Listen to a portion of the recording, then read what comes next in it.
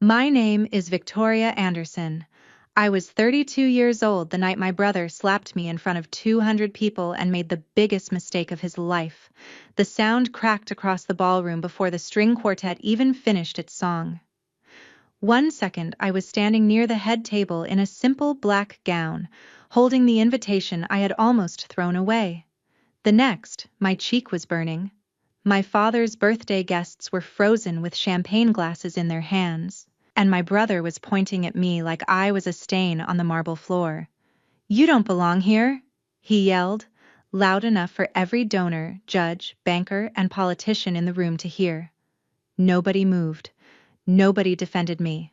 My father sat beneath a gold banner celebrating his 70th birthday, staring at me like my humiliation was an unfortunate interruption to his perfect night. My mother looked down. My brother smiled like he had finally erased me from the family portrait for good. For years, they had treated me like the daughter who failed, the single mother who embarrassed them, the woman who walked away with nothing. And for years, I let them believe that was the whole story. I did not raise my hand back. I did not cry. I simply tasted blood on the inside of my lip and looked toward the governor's table. That was when the governor stood up. Her chair scraped against the floor, sharp as a warning. She looked around the room and said, "You people really don't know who she is?" Silence swallowed everything. My brother went pale when she added, "She's the one who—" Before I tell you what he said, and what happened after I walked out, tell me, what time is it for you right now, and where are you watching from? And what's the weather like, where you are? I'm curious to see how far this story will travel. The governor did not finish her sentence right away, and that pause was worse than a shout. My brother Matthew had always understood money, image, and control, but he had never understood silence. Silence made him panic. He looked at the governor as if she had broken some rule by standing for me. Then he looked at me, still expecting shame to pull my eyes to the floor. It didn't. I had lived through real fear before. I had sat in a hospital hallway with my daughter Sophie sleeping across my lap while a nurse asked if I had anyone to call. I had signed lease papers for a studio apartment with my last $76 in my bank account. I had learned how to smile through job interviews after my own family told half the city I was unstable, irresponsible, and impossible to trust. A slap at a birthday gala could hurt my face, but it could not reach the part of me they had already tried and failed to destroy. The governor finally spoke again, measured and cold. She is Victoria Anderson, the woman whose work kept 3 public housing projects from collapsing under fraud, negligence, and political pressure. She is also the woman whose anonymous legal trust saved this very foundation from being shut down last year. A wave of whispers moved through the ballroom. My father's hand tightened around his napkin. My mother lifted her head for the first time. Matthew laughed once, but it came out thin. "That's absurd," he said. "She paints murals in community centers and begs important people for attention. Don't turn her into some hero because you feel sorry for her." The governor's expression did not change. "I don't feel sorry for her. I trust her." That sentence landed harder than the slap. Matthew had spent years building his role as the golden son, the polished heir, the man who carried our family name with clean cufflinks and rehearsed humility. He spoke at charity luncheons about duty. He posed beside ribbon cuttings for buildings he never visited again. He called himself a protector of legacy, but he had no idea I had been protecting the family legacy from him. I turned toward my father. "Did you invite me tonight?" I asked quietly. "Or did someone else add my name to the guest list after they realized I needed to be in the room?" He did not answer, and that told me enough. The invitation had arrived on thick cream paper with my full name, not Vicky, not dear daughter, not any of the names my family used when they wanted to shrink me. It had said, Victoria Anderson, special guest. I knew then that it had not come from my father's hand. Matthew stepped closer, lowering his voice as if the damage could still be contained. "Leave, before you embarrass yourself more." I looked at the red mark blooming across my cheek, reflected in the silver service behind him. "No," I said. "I already left once. That was the favor I gave this family. Tonight I'm staying." The governor turned toward the guests. Since this gala was advertised as a celebration of integrity, philanthropy, and public service, I think everyone deserves to know why Miss Anderson was asked to attend. My father pushed back his chair. "Governor, this is a family matter." "No," she replied. "Your son made it public when he struck her in front of the entire room." The ballroom went completely still. For the first time in my life, the silence was not working against me. It was waiting for me. Matthew's jaw clenched, but his eyes were no longer angry. They were calculating. He knew there were things I could say that would not sound like family drama once they were spoken aloud. They would sound like evidence. And evidence had always been the one language he could not bully into obedience. I reached into my clutch and felt the edge of a small silver flash drive. I had not come to ruin my father's birthday. I had come because the governor asked me to give the Anderson family one final chance to tell the truth privately before the investigation became public. But Matthew had raised his hand. He had turned a private reckoning into a public one. And when people choose an audience for your humiliation, sometimes they accidentally choose an audience for their own exposure. I should explain why Matthew hated me enough to slap me in a room full of cameras. It was not because I was poor, although he enjoyed saying that. It was not because I had a child before marriage, although he used that whenever he wanted our parents to look disappointed in me. It was because I knew what he had done, and he had spent 7 years making sure nobody believed me. When I was 25, I worked part-time in the Anderson Family Foundation's outreach office. I was not important there. I answered emails, organized grant photos, and drove to neighborhoods my brother only mentioned in speeches. I saw families move into temporary housing with mold behind fresh paint. I saw contractors paid twice for repairs that were never completed. I saw invoices with identical numbers and different company names. At first, I thought it was sloppy bookkeeping. Then I found my brother's initials on approval forms attached to projects he publicly claimed he had personally rescued. I took the files to my father. I still remember him sitting behind his desk, wearing the face he wore when employees disappointed him. He did not read past the first page. He asked me if I understood how dangerous accusations could be when made by someone emotional. Matthew arrived 10 minutes later, already prepared. He called me jealous. He said pregnancy had made me paranoid. He said I was angry because I would never be trusted with real responsibility. By dinner, the story had changed. I was no longer the daughter who found suspicious files. I was the unstable one who had tried to sabotage my brother out of bitterness. By the end of the week, I was removed from the foundation. By the end of the month, my father told me not to come home until I apologized.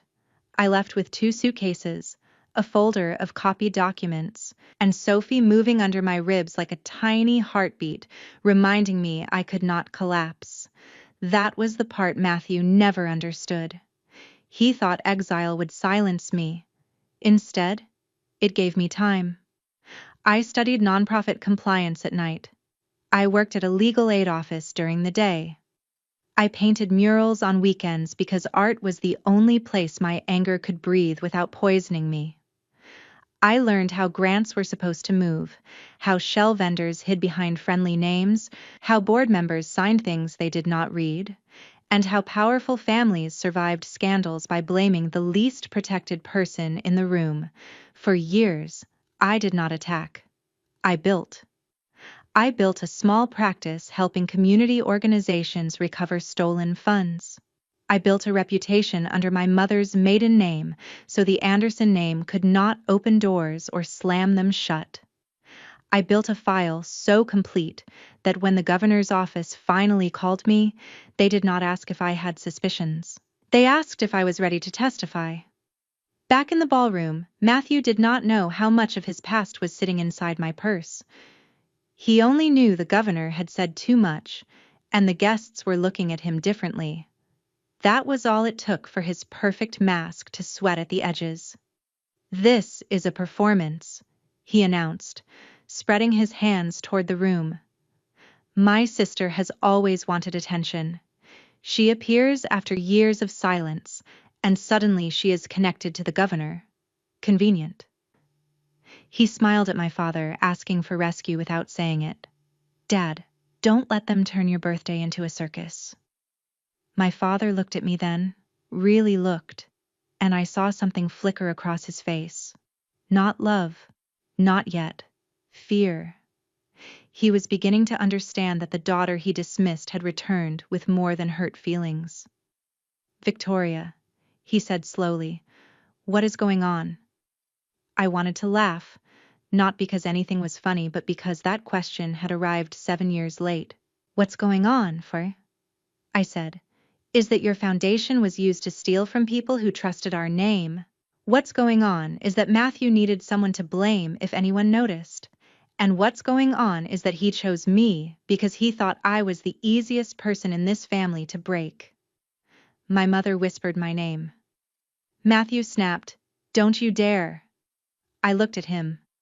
"You slapped me in public and told me I didn't belong here. Don't act surprised because I finally agree. I don't belong in the lie anymore." A photographer near the dessert table lowered his camera, unsure whether to keep recording. The governor did not stop him. That was when I realized the room was no longer a birthday party. It had become a witness stand. Matthew tried to recover by doing what he had always done best, turning pain into a question of manners. He straightened his tuxedo jacket, wiped his thumb across his lower lip, and gave the room a wounded smile. "I apologize," he said, though he did not look at me. "Emotions are high. My sister has a history of making dramatic claims, and I reacted badly. But this is not the place." That almost worked. A few guests shifted with relief, eager for someone to tell them this was just an ugly family scene and not the beginning of a scandal. My brother knew wealthy rooms. He knew people preferred discomfort to truth, if the discomfort came with dessert, and a silent auction. Then the governor opened the folder her aide had placed beside her plate. "Actually," she said, "this is exactly the place. Because your foundation invited donors tonight to pledge another $10 million to projects currently under review." The relief vanished. My father looked at Matthew. "Under review?" Matthew's eyes flashed. "Standard procedure." I took one step forward. My cheek still hurt, but the sting had become something useful. It kept me present. "There was nothing standard about the Rosebridge invoices," I said. A man from the bank table stiffened. He knew the name. "There was nothing standard about paying a demolition company that had been dissolved 6 months earlier. Nothing standard about emergency repair funds transferred to a consulting firm registered to Matthew's college roommate. Nothing standard about my signature appearing on an authorization form dated 3 days after I had already been locked out of the foundation system." My father rose halfway from his chair. My mother covered her mouth. Matthew's smile disappeared. "You forged copies," he said. "You always were good at making ugly things look convincing." That sentence was meant to cut 2 ways. He was mocking my art and accusing me at the same time. 7 years ago, it would have worked. I would have defended myself too quickly, sounded too desperate, made the room doubt me because pain can look like guilt when powerful people remain calm. But I was not 25 anymore. I turned to the governor. "May I?" She nodded. I removed the flash drive from my clutch and placed it on the center table between the birthday cake and the crystal champagne tower. Such a small thing to carry so many buried years. "Every document on that drive has already been submitted through council," I said. Tonight was supposed to be simple. The governor's office would give my father notice, freeze the new pledge campaign, and allow the board to cooperate quietly. I came because, despite everything, I thought he deserved to hear it from family before he heard it from reporters. My father flinched at the word reporters. Matthew saw it and pounced. Exactly. She wants a headline. She wants revenge because she couldn't handle being cut off. I felt the room inhale around that word. Revenge. It would have been easy to embrace it. Maybe part of me wanted to. But the truth was heavier and cleaner than revenge. No, I said. If I wanted revenge, I would have gone public years ago when Sophie and I were eating cereal for dinner in a room with no heat because every employer connected to this family had been warned not to hire me. If I wanted revenge, I would have released your emails the day I found them. If I wanted revenge, I would not have protected Dad's name by building a separate trust to repay the first group of tenants before they sued the foundation into the ground. My father stared at me. You did what? There it was, the first real crack in the family story. My mother leaned forward, eyes wet now, but I could not stop for her tears. Not yet. The Anderson name survived because the people harmed by Rosebridge received payment from a trust they thought came from an anonymous donor. That donor was me. I used settlement money from a compliance case I won under my professional name. I did it because those families needed repairs more than I needed satisfaction, and because, stupidly, I still thought one day you might want the truth more than your pride. For once, Matthew had no immediate answer. The governor looked at my father. Your daughter saved your foundation from the first lawsuit. Your son allowed donors to believe he had negotiated the solution. The ballroom shifted again, but this time the sound was not gossip. It was judgment forming in real time. My father's face had gone gray. He turned to Matthew. Is that true?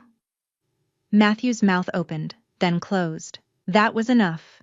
Years of being called dramatic, unstable, jealous, and ungrateful collapsed into that one empty silence. But the night was not finished, because the Rosebridge files were only the beginning, and Matthew knew it. His hand moved toward the flash drive. I placed my palm over it first. Don't, I said softly. You already touched one thing tonight that did not belong to you. My brother's eyes changed after that. He stopped performing for the ballroom and started looking for exits. Not doors, exactly. Social exits, legal exits, emotional exits. He glanced at our father, then at the board members, then at the donors whose checks were supposed to close before midnight. Every calculation showed on his face.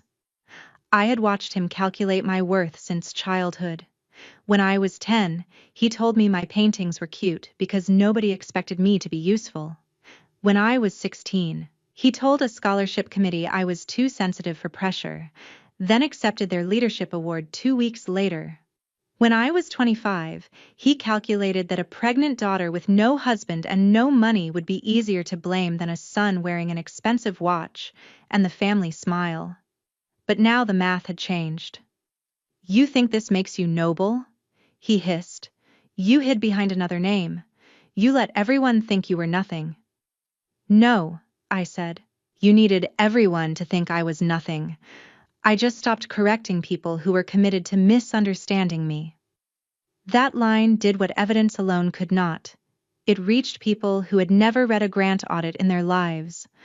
I saw it in the face of a woman near the orchestra, in the stiff shoulders of a judge who had once ignored me at a luncheon, in my mother's trembling hands. They understood what it meant to be erased by a story someone else controlled. Then my father stepped away from the head table. Victoria, he said, and my name sounded unfamiliar in his mouth, as if he had not spoken it with respect in years. Why didn't you come to me again? The question hurt more than the slap because it still made me responsible for his refusal to listen. I looked at him and forced myself not to soften the truth. I did. Twice. The first time you told me family loyalty meant silence. The second time your assistant returned my envelope unopened. After that, I chose Sophie. I chose rent. I chose work. I chose peace. My mother began to cry quietly. Matthew rolled his eyes, but no one followed him. That was new. He felt it too. He turned to our mother, trying the last door that might open for him. "Mom, please. You know her. She twists everything when she feels rejected." My mother looked at him, then at the red mark on my cheek. Something inside her seemed to break, but it was not the fragile kind of breaking. It was the kind that lets air into a room sealed for too long. "You hit your sister," she said. "In front of us." He stared as if she had betrayed him by naming what everyone had seen. "She provoked me." "No," my mother whispered. "We allowed you to believe she could be treated that way." The ballroom went quiet again, but this silence was different from the first. The first silence had judged me. This one was judging him. The governor's aide connected the flash drive to the projector at the side of the stage. A spreadsheet appeared behind the birthday cake, absurdly bright against the gold decorations. Rows of transfers, vendor names, dates, initials. My father's celebration had become a map of every secret Matthew had buried beneath polished speeches. The governor did not narrate every line. She did not need to. The evidence had its own voice. I watched Matthew's confidence drain as familiar names appeared. Northline Consulting, Harbor Civic Solutions, Ashford Development Support. Companies that sounded respectable until the ownership records unfolded beside them. One belonged to a college friend. One to a former assistant. One to a woman Matthew had introduced publicly as a policy advisor and privately paid with foundation money for an apartment downtown. A sound moved through the room, sharper now, less like gossip and more like disgust. My father gripped the back of a chair. "Matthew," he said, "tell me there is an explanation." Matthew's eyes darted to me, and for a moment I saw the boy he had once been, furious that his little sister had found his hiding place. "She set me up," he said. "She has always wanted my place." I almost smiled. Not because I was happy, but because he still did not understand. "Your place," I said. "That's what you thought this was about?" "I never wanted your chair at Dad's table. I wanted my name back." Then the governor clicked to the next slide. A scanned letter appeared. My letter. The one I had written 7 years earlier, begging my father to review the documents before cutting me off. Across the top was a handwritten note in Matthew's handwriting. "Do not let Dad see this. She's unstable. Handle quietly." My father sank back into his chair. My mother sobbed once, softly, and covered her mouth. Matthew stared at the screen like the past had turned around and recognized him. After the letter appeared, something strange happened. Nobody shouted. Nobody rushed to defend him.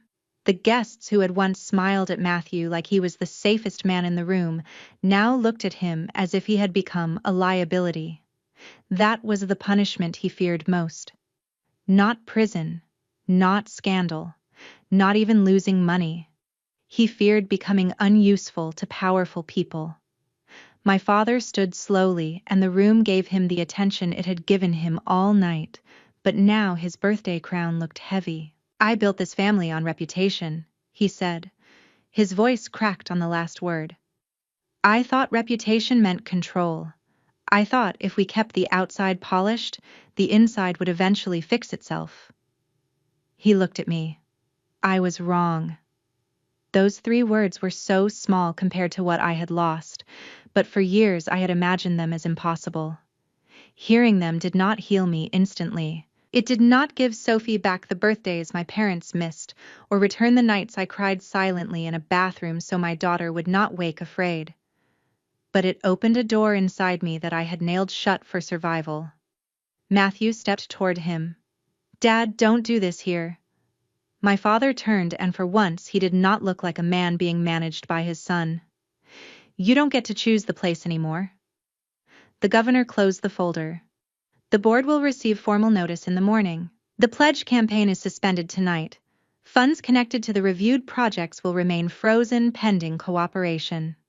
Several donors immediately began whispering to their assistants. Matthew heard the money leaving before anyone moved. Panic stripped the last elegance from his face. "You're going to believe her over me?" he demanded. My father looked at the screen, where my unread letter still glowed behind him. "No. I'm finally believing what I refused to read." That was when Matthew turned on me completely. "Are you satisfied?" he shouted. "You came here to destroy me at our father's birthday party. Congratulations, Victoria. You got your revenge." I felt every eye return to me, waiting to see if I would become the villain he needed me to be. I walked to the stage, not quickly, not dramatically, just steadily. The orchestra had stopped playing. The candles on the cake burned low. My cheek still throbbed. I picked up the microphone from the podium where my father had been scheduled to give a speech about family values. "I want to be very clear," I said. "I did not come here because I wanted applause. I came because people with less money than this room were harmed, and people with more power than them hoped they would stay quiet. I came because my daughter deserves to know that silence is not the price of being loved. And I came because I spent 7 years being punished for telling the truth in the wrong family." My voice shook once at the end, but it did not break. "Matthew is not being destroyed by me. He is being introduced to his own choices." No one clapped. I was grateful for that. Applause would have cheapened it. Instead, people listened. Really listened. I turned to my father. "You asked why I didn't come back. The answer is that every time I tried, this family asked me to make myself smaller. Tonight your son told me I didn't belong here, and maybe he was right. I don't belong in a room where love depends on usefulness. I don't belong at a table where truth is rude but cruelty is tolerated. I don't belong in a family that protects its image by sacrificing its daughters." My mother cried openly now. My father looked as if every sentence had aged him another year. Matthew stood alone beside the table, and for the first time in my life, nobody rushed to arrange the world around his comfort. The governor stepped closer, her voice softer now. "Victoria, the tenants from Rosebridge sent something when they learned you might speak tonight." Her aide handed me a small envelope. Inside were photographs, children standing in front of repaired apartments, an elderly man holding a handwritten sign that said, "Thank you, Miss V," a mother with twin boys smiling beside a new door painted blue. I pressed my fingers over the pictures and felt the revenge story inside me change shape. This was not revenge as destruction. This was revenge as proof. Proof that I had not disappeared. Proof that kindness done in secret could outlive lies told in public. Proof that my brother had spent years calling me worthless while people he ignored were speaking my name with gratitude. I looked at Matthew one last time. "You told me I didn't belong here," I said. "You were right about one thing. I belong with the people who know what my work is worth." I walked out before the birthday cake was cut. That is the part people always ask about. They want to know if I stayed to watch Matthew lose everything, if I watched the donors withdraw, if I watched my father remove him from the board, if I watched my mother finally choose me in front of everyone. The answer is no.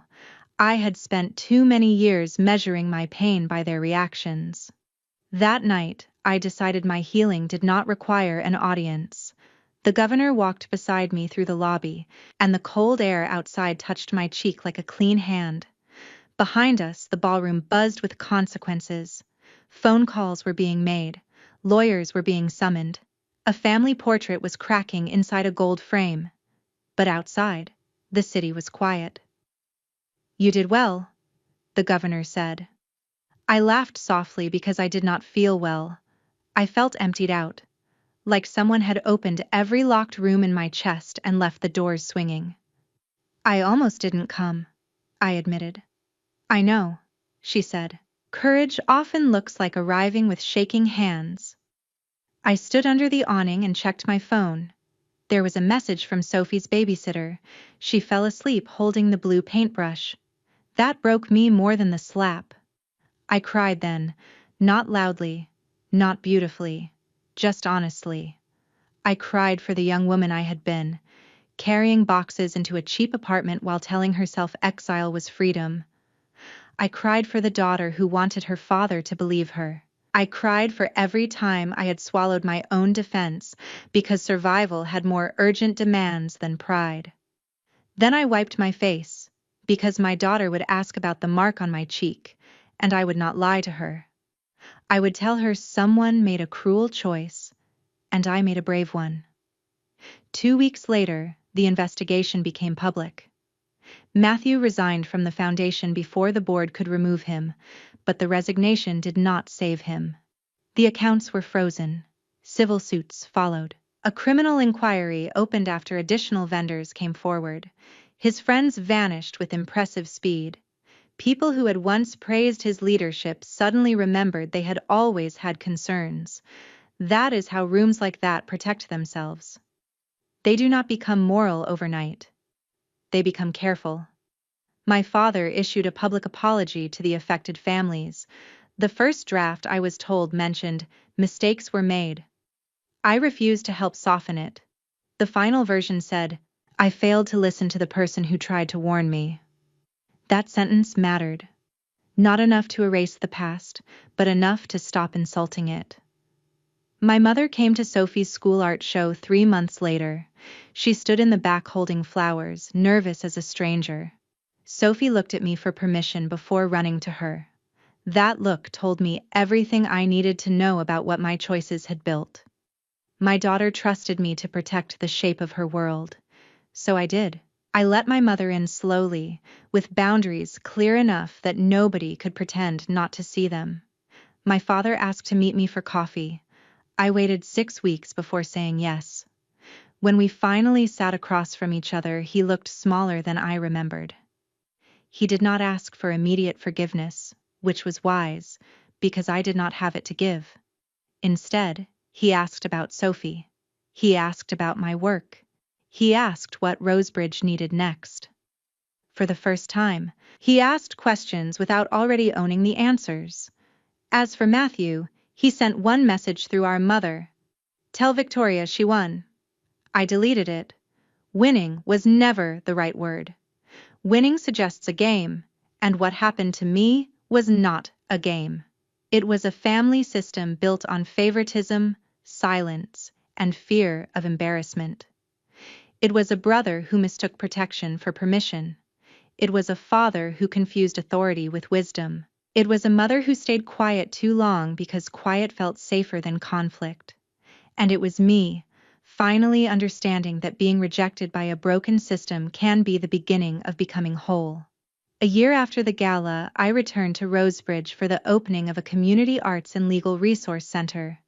No black tie gowns, no champagne towers, no gold banner with my father's name.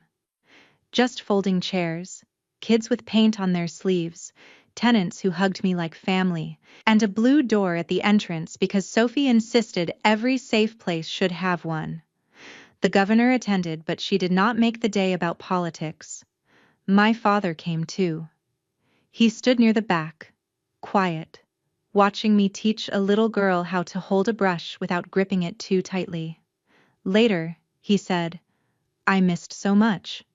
I answered, yes, you did. I did not rescue him from that truth.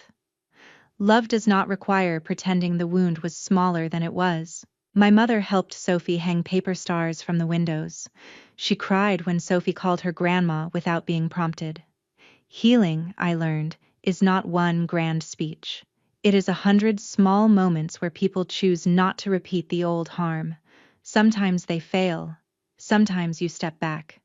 Sometimes the apology is real, but the access still has to be earned. Matthew did not attend. I heard he moved out of the city while the cases continued. Maybe someday he will understand that the slap was not the moment he lost. He lost long before that, every time he chose image over integrity, every time he used family loyalty as a weapon, every time he mistook my silence for weakness. The slap only made the truth loud enough for everyone else to hear. People still ask me what the governor meant when she said, she's the one who... Here is the full sentence she later gave to a reporter. She's the one who protected the people this family claimed to serve. I keep that article folded in a drawer, not because I need the praise, but because Sophie likes to read it when she forgets that doing the right thing can feel lonely before it feels powerful. On the night of my father's birthday, my brother told me I did not belong there. He meant I did not belong among the powerful, the polished, the protected. He was right. I belonged somewhere better. I belonged beside my daughter, beside the families who trusted me, beside the truth I had carried even when it cost me everything. And if you have ever been humiliated by people who thought your silence meant defeat, remember this. Sometimes the moment they try to erase you becomes the moment everyone finally sees who you are. Our team puts care into every script so each story can be dramatic, engaging, and useful in its message. This video is fictional and made only for educational and entertainment purposes. We hope it encourages viewers to protect their peace, recognize manipulation, and never feel guilty for walking away from disrespect.